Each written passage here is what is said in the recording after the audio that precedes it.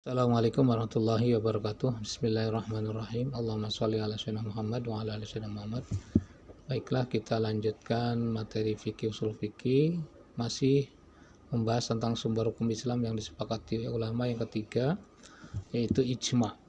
Apa yang dimaksud dengan ijma? Secara bahasa, ijma itu berasal dari kata ajma'a yujmi'u ijma'an, yang artinya memutuskan dan menyepakati sesuatu, kesepakatan bulat atau konsensus. Sedangkan menurut istilah, ijma adalah kesepakatan pendapat para mujtahid umat Nabi Muhammad SAW setelah beliau wafat pada suatu masa tertentu tentang masalah tertentu. Ittifaqu mujtahidi umati Muhammadin SAW ba'da wafatihi fi asrin minal asori ala amrin minal amri. Itu pengertian ijma secara bahasa dan istilah. Kemudian, apa yang menyebabkan terjadi ijma? Ijma itu disebabkan oleh dua. Pertama, Nabi Muhammad telah wafat sehingga tidak ada lagi orang yang memiliki otoritas penuh untuk menjawab suatu masalah hukum. Yang kedua, persoalan terus berkembang dan menuntut ketentuan hukum, sedangkan Al-Quran dan Hadis tidak menetapkan hukumnya, atau kalaupun sudah menetapkannya, ia masih bersifat dzon atau dugaan.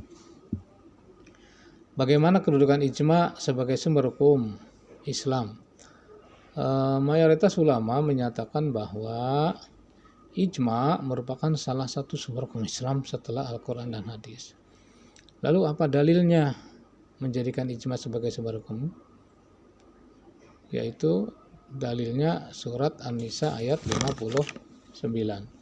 Ya ayyuhalladzina amanu atiullaha wa atiur rasul wa ulil amri minkum. Hai orang-orang yang beriman, taatilah Allah, taatilah Rasul Muhammad dan ulil amri, pemegang kekuasaan di antara kamu. Lalu apakah yang dimaksud dengan ulil amri dalam ayat tersebut?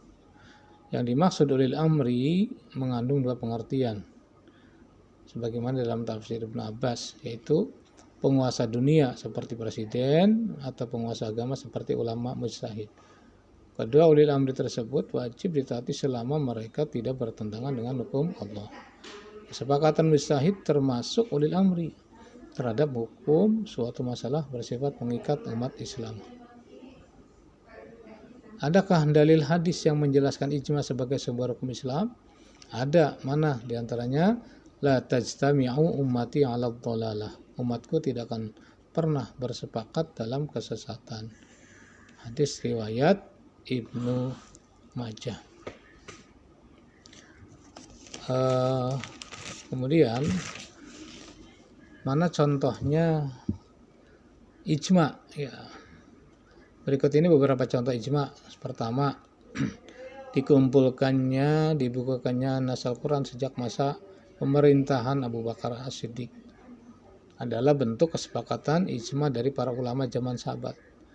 Ide pengumpulan ini berasal dari Umar bin Khattab. Selanjutnya Abu Bakar mengumpulkan para ulama saat itu, sehingga timbul perdebatan karena hal itu tidak diperintahkan oleh Rasulullah SAW, tetapi pada akhirnya para ulama menyepakati untuk mengumpulkan dan membukukan Al-Quran. Mana lagi contohnya adalah penetapan tanggal 1 Ramadan atau 1 Syawal harus disepakati oleh ulama di negerinya masing-masing berdasarkan ru'yatul hilal. Kalau di Indonesia ada sidang isbat. Mana lagi contohnya? Contohnya bagian nenek mendapatkan harta warisan 1/6 dari cucunya jika tidak terhijab. Ketetapan ini berdasarkan ijma para sahabat dan tidak ada yang membantahnya. Ada lagi beberapa sebab dilakukan ijma.